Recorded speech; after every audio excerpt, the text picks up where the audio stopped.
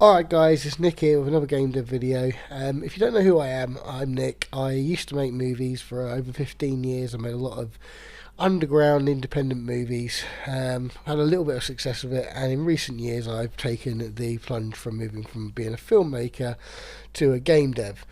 And I'm enjoying it. I've released three titles on Steam so far, and a total of eight games on itch.io, and entering as many game jams and events as I can to make more and more projects to get them out there. A lot of my games are made from footage from old films that I've shot and unfinished projects and stuff like that. So this week I was tackling the game jam for Blackthornprod, who's another YouTuber here and quite big in the game dev community. Lives in France, I believe, and he was doing a game jam, and basically you wanted to make a game in 7 days based on a theme, and the theme was less is more. So I decided that I was going to have a crack at this. Now it was already a busy week. I'd just finished one game jam, and I was mere days away from my third Steam release, which came out on Thursday of last week.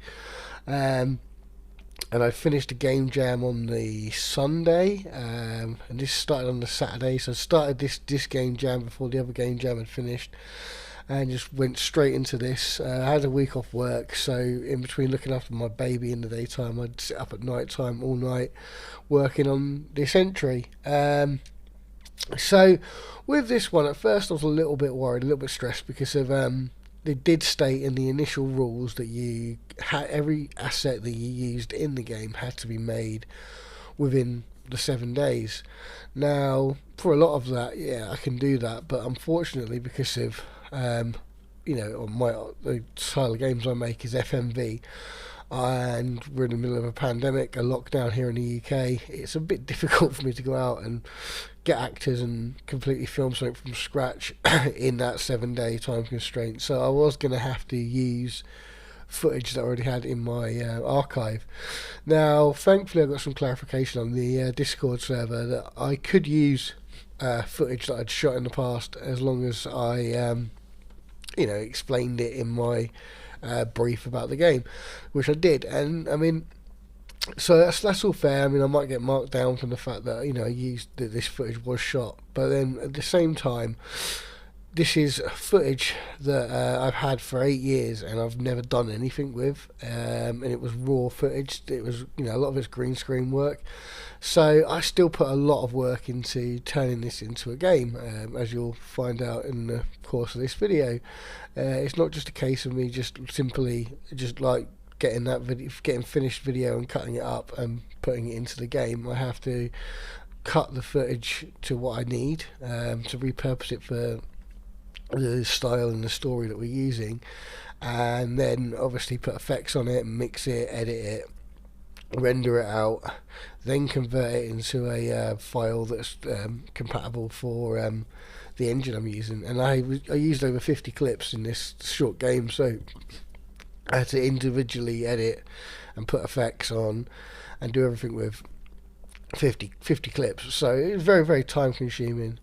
So yeah, the theme was less is more, and basically about 8 years ago I entered a 48-hour film competition, so much like a game jam, with some friends in my little group. Dead Good Films, it was like a little collective we used to operate as, and we entered this 48-hour film competition in London 8 years ago, and we shot a lot of really good footage over the course of a weekend, but unfortunately we were stuck with very little means in the way of editing. We had one old computer that we could edit it on, and not very many hours to do it, so we handed in a 3-minute short that was not finished, and it was a bit... We didn't fail because we'd shot all the footage, but we did fail because we could have made a better film if we had more time. But for 8 years I've sat on this footage, and largely most of it's been unseen and untouched. And it was a premise about taking 4 people and turning them into one person, so that would fit perfectly with the theme of this game jam, less is more.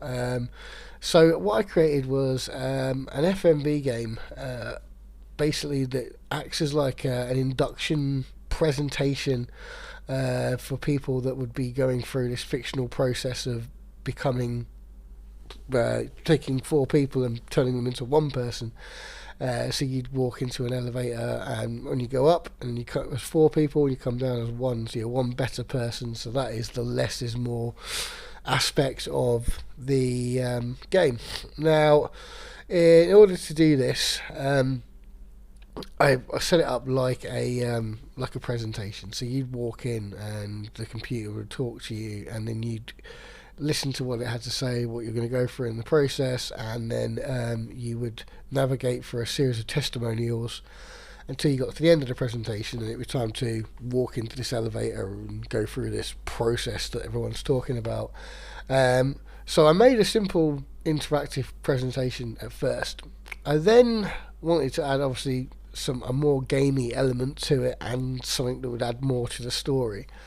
So this is where I did shoot some additional footage. So in the middle of the night last week, at like 2 a.m, I'd be in my kitchen filming myself wearing my son's Halloween mask, next to a black backdrop, filming myself doing all sorts of weird stuff that I could then edit into this game. So the way the game plays out is you get three characters. I give it like a holographic style. This was something that I spent a lot of time on, getting each interview clip and giving it this holographic look. So you select the testimonials, and they play through, and you can select them in any order. There's basically 9 of each, so you got that's 27, yeah, 27, 28. 27. I think it's 27. Well, my maths isn't very good today. So there's all these different clips. So you can click them in different orders, and you will, every time you play through the game, you will see different clips. However, on top of that, I add glitched clips. So if you click on a certain clip and it glitches, you'll start seeing this character that I played in the mask, with the devil mask. And this is a hacker that's getting into the program, and will basically, if you hit it in the right order, will unveil the truth behind this process, this project, this experience that people are going through. So there's certain glitch clips hidden throughout the game that will allow, if you hit them in the right order, will give you different endings. So essentially this game's got 4 different endings in the state it is at the moment. If you play through it normally and don't see any glitches, you'll just get the standard presentation as if you were going through that process. If you find the glitch clips, then you will find the alternative endings to the game. And then find the truth. So that's the idea of it. Now, obviously, like I said before, I had a lot on last week, and so I was only really limited to working on this in the evenings, and so sometimes I'd start this at like 8 o'clock at night, and I'd work until 3, 4 in the morning on it. Mainly 2 or 3, but occasionally 3 or 4 in the morning working on this game, then go to bed, spend the whole day looking after my son, doing other stuff, and then get back on it in the evenings again.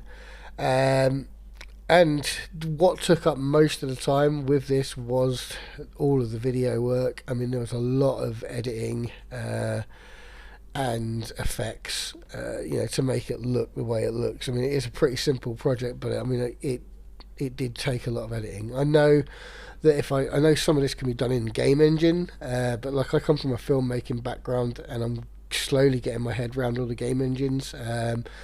I know that if I'd done this in Unity, there probably is like a shader or a plugin or something I could do that would have added all these wonderful effects on top, but I don't work that way. I work from, like, do most of the video work in like Premiere or After Effects, because that's where I'm comfortable. So I spent a lot of the week working on, getting the look and the style together, and all the clips ready. And once that was done, it was then importing it all into what the engine I used, which was Tyranno Builder, which is a visual novel engine that I've used quite a bit, like if you're a regular watcher of my channel, I've mentioned it a fair few times. I will do a tutorial soon on how to make FMV games in it, because I think I've become quite au fait with it now. But even though with my main games I am moving on to Unity, and particularly the Charles engine now. But yeah, Tyranno Builder is great for whipping up FMV games pretty quick. So I then took this into Tyranno Builder and basically threw the game together, and it was great. The trouble was, by this point we were nearing Thursday. I think it was it was Wednesday night, and on Thursday one of my games came out on Steam. My latest game came out on Steam, Flesh Eating Geriatric Internet Predator. If you're into weird quirky stuff, go check it out. So that was coming out on Thursday. So really I needed just to get this game finished, because I needed to just put all my attention on that game, because there was day one updates I needed to do, because I'd been watching through all of the pre-release videos and I'd seen the issues people had had with it and stuff like that. So I needed to roll out all the updates for that. So I got this finished as quickly as I could, which I did kind of feel let this down a little bit, because overall as a little experience, we go through this presentation, it works perfectly. But I didn't really find a way to easily implement finding the glitch clips that would take you to other parts of the story. I mean, it could be simply fixed by every time you get to a menu screen that allows you to a set of options that would allow you to find a glitch. The glitches would come up on the menu screen, and that would be really easy to do, and I don't know why I didn't think about doing it at the time. So I think I will do an update where I could add that to it. So yeah, to give you a bit more of an inkling of where to find the glitches, because I mean, I don't really give you any sort of clue as to where they are. Once you've found them, it's a bit easier to find, because you just like go every other clip sort of thing, and you're back and forth, and you should find them. But if you've never seen them before, then it's hard to distinguish where they are. So I think I could have put something in the menus that would give you an inkling of which clips to click to find the glitches. There's other bits I could have implemented to make it a little bit more interactive in other places as well. Like at the beginning I should have had a bit where you put your gender and your age and stuff like that, just to give it a little bit more interactivity. And there's other footage from other projects I have that I could combine with this to make this into an even juicier, longer story. And I think I release games monthly on Steam, and this is very different to anything else I've done. Everything else I've done is like horror or really weird, bizarre, cheesy stuff. This has got more of a serious sort of sci-fi tone, and I liked it, and I've really enjoyed the feedback I've got from people. So I think if I do create this into a Steam game like later down the line, I think I can combine this with some other similar stuff I've got, and give it into a much more surreal, juicy experience, which I might try and do, and obviously fix things like finding the glitches. As for what it is, what I've delivered for the Game Jam, it's a 10-minute, just under 10-minute experience to get through the game, as it is. But if you find the glitches, you can get different endings. So you can play through it like say 3 or 4 times, and 4 times, and you should get all 4 endings, which should make it a little bit clearer for you. A little tip, just to give anyone, if someone's got there and they can't find these glitches, the easiest way to activate the glitches is when you get to about 5 or 6 clips in, start clicking Helen, the girl on the left. When she gets to, I think it's a 6th or a 7th answer, it will initiate a glitch. Once it glitches, you'll see how the glitches work. The character appears. After that, skip the middle one and then click Sharif, and he'll get the second glitch. Once you've got those 2 glitches, the game works on 3 timelines. So you've got the normal timeline, which is just the normal presentation. Then if you hit 1 glitch, you move on to the second timeline, and that timeline's got a fork on it. So if you just hit normal clips, it'll drop you back down to the original timeline. If you hit another glitch, it puts you onto the third timeline, and that third timeline is where all of the alternative endings are stored, right? So on the first timeline, it's just the basic endings, basic ending. The middle timeline will give you a fork to take you to back to the basic endings, or take you up to where the decent free endings are. So if you hit those two clips, you're guaranteed to get a better ending. From there, it's up to you. Just go with your head. If you worked out what I've said so far, then you should know which clip to pick to get the best ending. But yeah, if you want to try it. So on the 6th or 7th clip, she starts talking about has it made her a better worker. That's the one that means that when you hit that clip and it glitches, you know you've done the right thing, and that moves you onto the second timeline. Then after her, click the lad on the right, and that takes you up to the top timeline. And then no matter what ending, what character you pick, then each one of them will correspond with a different ending. So that's the easiest way to get to it. The way I've laid it out, there are other ways to do it, but that is literally the most simple way to say if you want to see the other endings on this game. Overall, I really enjoyed this jam. I really enjoyed this game. I think it is one of the best ones I've made, even though it's very, very simple. I like the style. I like the feedback I've had from it so far, and I enjoyed doing something a little bit different. It wasn't just a weird horror game like I normally make, and it was really nice being able to utilise footage that I shot 8 years ago and I've never been able to do anything with. So overall, really enjoyed this jam. Really pleased with what I've created. I hope other people are too. Everyone I've spoken to that's given me feedback so far has said positive things about this. So yeah, that's been it. I say there's more I could have done with it, but I enjoyed it. It was a fun jam to be a part of. Thank you, Noah and Blackthornprod, for putting this jam on. I really enjoyed it. Thanks for everyone watching this video. If you want to support me or my games, please subscribe. Follow me on itch.io, follow me on Twitter, follow me on Steam.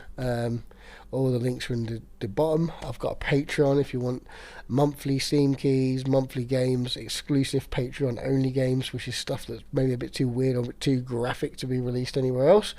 And please just support me and follow me, support FMV games and support indie games, and I'll see you all soon. Bye!